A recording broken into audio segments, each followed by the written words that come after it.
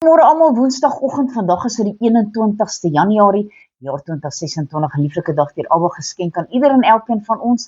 My naam is Sonja Gerwe. Vandag gaan ons 'n bietjie gesels oor verhoudings. Verhoudings speel 'n verskriklike baie belangrike groot rol in alle mense se lewens. Dit bepaal ons lewenskwaliteit. Die Bybel gee ook vir ons riglyne om ons verhoudings te hê en dit koppel bepaalde beloftes aan ons gehoorsaamheid. Wanneer ons die Here se wil doen in ons verhoudings met ander mense, maak hy ons ook vry sodat ons in vrede en met liefde en met ander mense en ook onsself kan saamleef. Hy gebruik ons om ander mense met sy liefde en sorg te seën. Daar's heelwat gedeeltes in die woord van God oor verhoudings met God, verhoudings met ander mense, en ook verhoudings met jou vyande, maar kom ons gaan lees dit. Psalm 133 vers 1 tot 3. Kyk hoe goed en hoe lieflik is dit dat broeders ook saamwoon. Dit is soos die kosbare olie op die hoof wat afloop op die baard van Aaron wat afloop op die soem van sy klere.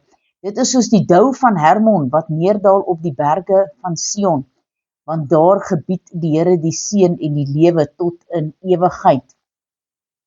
Matteus 5 vanaf vers 43 tot 48.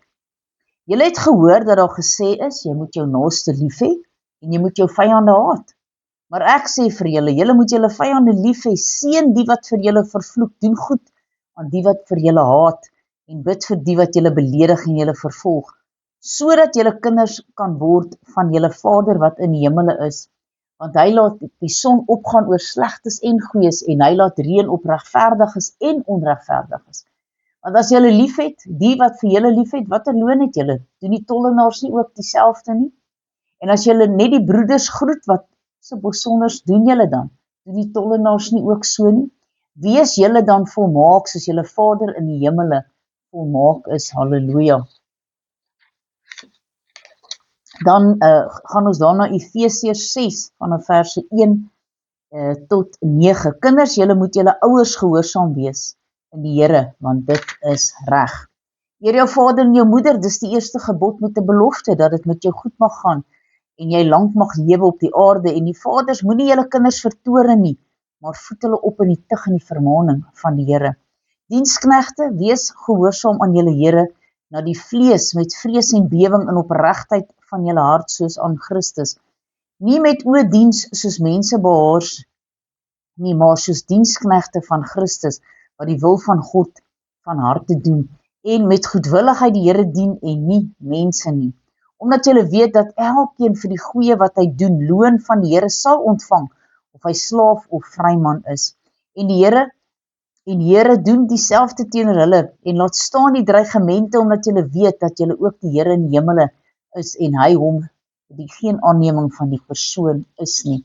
En die volgende is hierso in Filippense 1, vers 9 tot 11, en dit bid ek dat julle liefde nog meer en meer oorvloedig mag word in kennis en alle ervaring, om die dinge waar dit op aankom te onderskei, sodat julle rein en vir niemand 'n aanstoot mag wees nie, tot op die dag van Christus, vervul met die vrug van geregtigheid wat daar is deur Jesus Christus, tot heerlikheid en lof van God. En my heel laaste gedeelte kom hier uit Jakobus, en ons lees Jakobus 3 vers 17 en 18. Maar die wysheid van bo is ten eerste rein, dan vredelievend, vriendelik, geselliglik, vol barmhartigheid en goeie vrugte, onpartydig en ongeveins, en die vrug van die geregtigheid word gesaai in vrede vir die wat vrede maak. Kom ons bid saam. Almagtige God en Hemelse Vader, Here, ons kom en sê vir U dankie, dat U ons help in elke verhouding, het sy dit is met 'n kollega, 'n baas, 'n familielid, 'n kind, ook met ons eggenote, Here, en ook dan met U, die belangrikste, ons verhouding met U.